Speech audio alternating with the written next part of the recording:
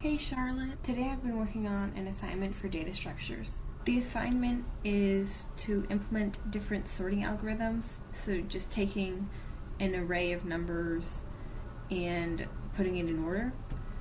And we have to implement different ways that are set up to do that. And we have to measure the time it takes to sort an array that is not sorted, an array that is already sorted, an array that is reverse sorted. It's interesting because actually when it's already sorted, sometimes it takes much longer than if it were in a random order.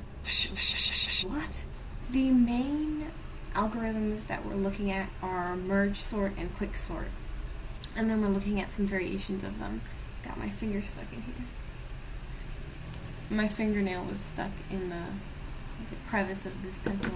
Merge sort, you take a list of n numbers and you split it in half. So you have the left side and the right side. And then you take each side and you split it in half again and again and again and again, until instead of having one array of n size, you have n arrays of size 1. The idea is that if you have an array of size 1 that's just one number, it's already sorted.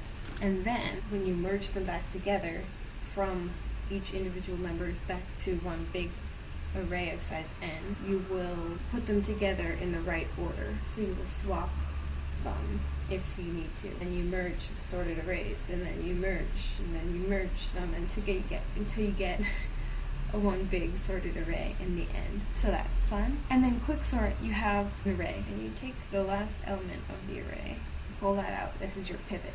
And you compare the first and the last elements, and you check them to see how they are relative to the pivot.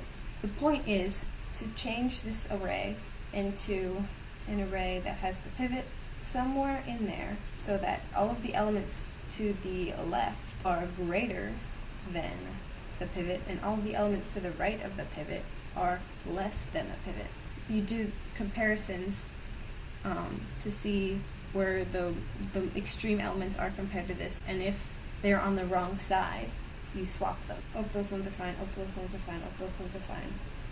And then, oh, they're not, so you swap them until you get the pivot somewhere in the middle. And then you split it with the pivot, and this is another divide and conquer thing. You split it, and then all the things to one side, you quick sort them. You find another pivot, and you sort it, blah, blah, blah. And then you find another pivot, and you sort it. And then in the end, you should have a sorted array. Pretty cool. So the point of this assignment is to time different cases and to calculate the time it takes to sort an already sorted, a reverse sorted, and a randomly assigned array. So that's pretty cool. That's what I'm working on right now. So I guess that's good. See you later, Charlotte.